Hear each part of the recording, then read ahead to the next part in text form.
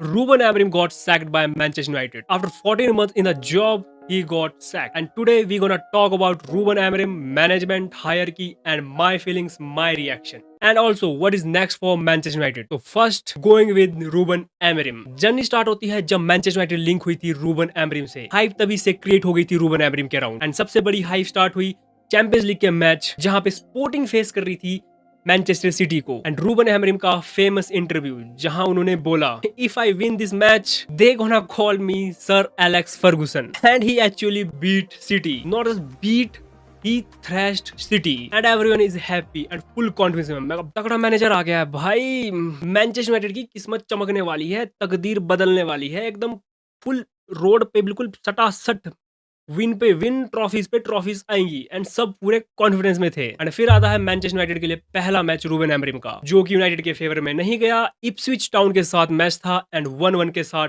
Tie, मतलब पहला ही match और टाई।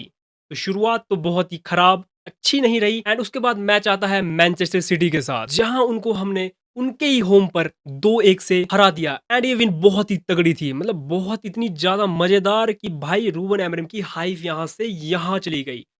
पेप गार्डियोला को लगातार 2 बार बैक टू बैक मैच में हराना, वो भी 2 डिफरेंट क्लब के साथ। एंड सबको लगा था परफेक्ट मैन में, जिसकी तलाश यूनाइटेड इतने सालों से कर रहा है, वो आ चुका है। जो चाहिए था वो मैनचेस्टर यूनाइटेड के जमीन पर पहुंच चुका है। बट उसके बाद 4 लगातार बैक टू बैक हार, मतलब 4 लगातार अप्स एंड डाउन चलते रहे। उसके बाद भी लगातार कोई मैच जीते, टाई, हारते, लेकिन फिर आता है एक बहुत ही तगड़ा comeback, one of the greatest comeback, जहां मैनचेस्टर यूनाइटेड हराती है लियोन को 5-4 से, वो भी ओल्ड ट्रैफर्ड पे। ये कमबैक इतना तगड़ा था, ओल्ड ट्रैफर्ड में जितने लोग थे पागल हो गए। जिन्होंने मैच देखा, जिन्होंने आधी रात में मैच देखा, वो क्रेजी हो गए, क्योंकि ये बहुत ही तगड़ा कमबैक था। बट नेक्स्ट मैच में जाते ही वॉल से 1-0 से हार गए, वो भी ओल्ड ट्रैफर्ड पे। मतलब एक मैच पहले ओल्ड ट्रैफर्ड पे ग्रेटेस्ट कमबैक करा एंड उसके अगले मैच में ही वॉल से 1-0 से हार गए।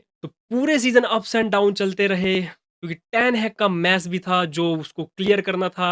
एंड ऑफ द फील्ड भी बहुत सारी चीजें हो रही थी। लेकिन लास्ट सीजन की सबसे शॉकिंग चीज क्या थी कि हम 15th आए और उसके साथ साथ यूरोपा लीग का फाइनल, जो कि हम हार गए, वो भी 17th पोजीशन पे बैठी स्पर्स से। और स्पर्स से हारे इस बात का दुख नहीं है, खराब खेल के हारे, मतलब इतना गलीच, इतना खराब, मतलब कि one of the worst final, मतलब 2019 के चैंपियंस लीग फाइनल से भी खराब, मतलब इतना खराब कि one of the worst final में ये शामिल हो गया। जैसे तैसे करके सीजन एंड हुआ एंड सबके सर दर्द खत्म हुई कि सीजन आखिरकार खत्म हुआ, बुरा सपना समझकर भूल जाएंगे। लेकिन सीजन एंड होने से पहले रूबन एमरिम का इंटरव्यू, जहां पे उसने बोला वो famous words, good days are coming. फिर स्टार्ट होता है नया सीजन, नई फ्रेश मेंटेलिटी के साथ, नए प्लेयर्स, नई साइनिंग्स एंड नई एक्साइटमेंट के साथ।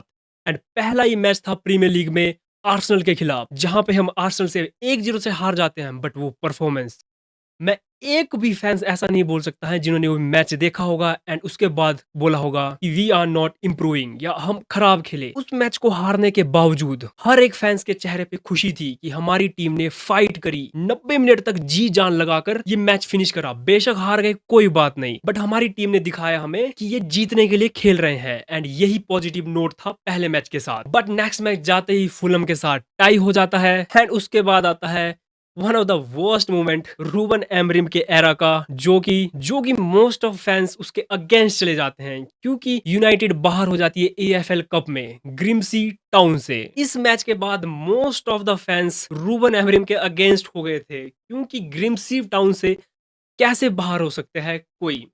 फिर भी उसके बाद सिलसिला चलता रहा, एक मैच जीत, एक मैच हार, एक टाई, ये सिलसिला चलता रहा। बट फिर आता है एक बहुत ही तगड़ा रन, जहां पे टॉप फॉर्म में चल रही सन्दरलैंड को हम 2-0 से हराकर उनकी टॉप फॉर्म को रोकते हैं और अपना रिदम स्टार्ट करते हैं। एंड यही नहीं, उसके बाद लिवरपूल के होम पर 2-1 से हराकर पूरे के पूरे फैंस जो ग्रिम्सी टाउन के बाद बढ़ चुके थे, वो वापसी आते हैं एंड रूबन एमरिम को सपोर्ट करते हैं। एंड उसके अगले ही मैच में, बैक टू बैक मैच में, ब्राइटन को 4-2 से हराकर पूरा का पूरा फैंस रूबन एमरिम के सपोर्ट में आ जाता है कि we are back and Ruben Amorim का एरा स्टार्ट हो चुका है। फैंस फुल्ली मोटिवेट हो गए थे, क्योंकि रूबन एमरिम ने उनका ट्रस्ट जीत लिया था। बट फिर आता है एक बहुत घटिया, खराब, नीच, गलीच मैच जहां पे हम इवर्टन से 1-0 से हार जाते हैं। वो भी ऐसी इवर्टन से जो 10 मैन डाउन थी, आउट ऑफ फॉर्म थी और बहुत ही खराब स्थिति में थी। और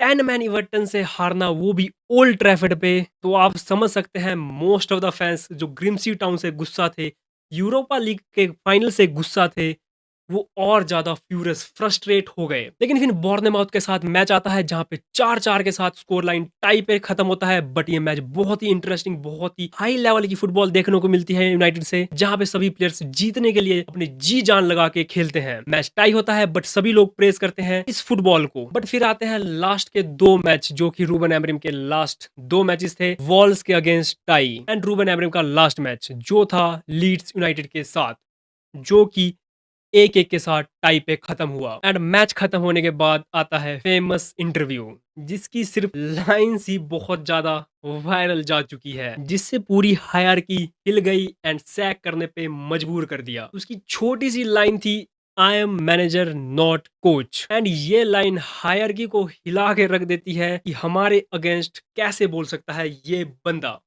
And Ruben Amorim got sacked, not because of performance, because of his interview. And 14 months की लॉन्ग जर्नी खत्म होती है हायरार्की के एक डिसीजन से। Thank you Ruben Amorim. Process failed, management failed, club failed, everything failed and we are back to zero. तो मेरा mood कैसा है? खराब, दुखी, उदास। सही बताऊं, मैं लास्ट टाइम दुखी तभी हुआ था जब ओले सैक हुआ था, क्योंकि मुझे ओले से प्यार था।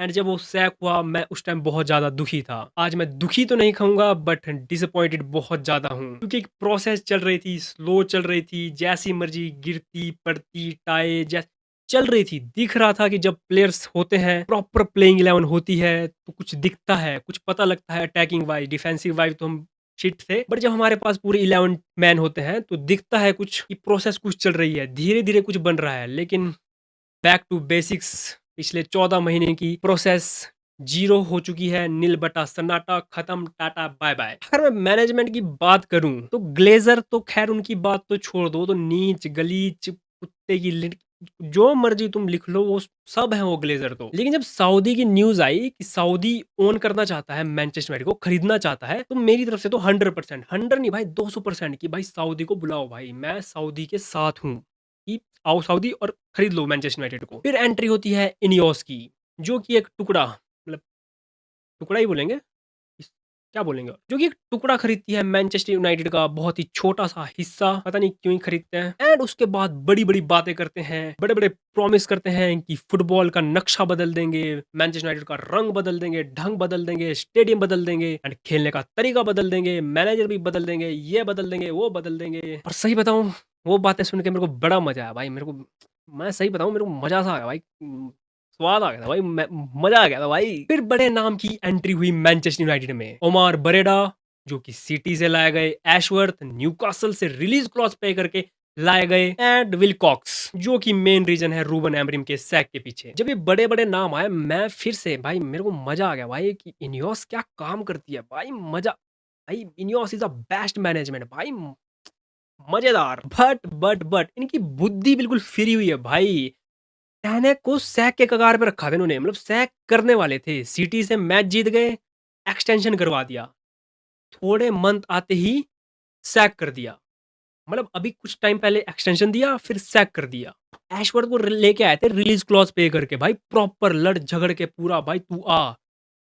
एंड कुछ मंथ में विलकॉक्स के साथ बनी नहीं, चल भाई बाहर, म्यूचुअल एग्रीमेंट। बट हमें पता ही है भाई म्यूचुअल एग्रीमेंट क्या होता है। मतलब ये मैनेजमेंट क्या सोचती है, क्या करती है, क्या डिसीजन है भाई, कुछ भगवान भी इनके बारे में नहीं बता सकते भाई कि ये क्या सोचती है, क्या कर देती है भाई। तो मैनेजमेंट के बारे में तो क्या ही बात करें। अब इंटरिम मैनेजर है डैरेन फ्लेचर, जो कि शायद सुनने में आया है 2-3 मैच के लिए है, शायद 2 मैच के लिए, और उसके बाद भी इंटरिम मैनेजर ही लाए जाएंगे 6 मंथ तक, मतलब इस सीजन के एंड तक। मे बी ओले हो सकते हैं, लेके आ जाओ भाई, ओले लिया को लेके आ जाओ प्लीज भाई, ओले लेके आ जाओ, परमानेंट बेस पे नहीं भाई, शॉर्ट टर्म पे। क्योंकि परमानेंट बेस पे तुम आएगा, वो कुछ काम करेगा, फिर फैंस गालियां देंगे, सैक करेंगे, और मेरे को नहीं भाई वो फेज में फिर से नहीं जाना, मैं नहीं देख सकता भाई ओले को साल में। लेकिन 6 महीने के लिए तो भाई ओले को ले आओ, बेस्ट है। कैरिक लाना है 6 महीने के लिए, बेस्ट है भाई। ओले कैरिक दोनों ही बेस्ट है भाई, क्योंकि ये सीजन तो खत्म है भाई, ये सीजन तो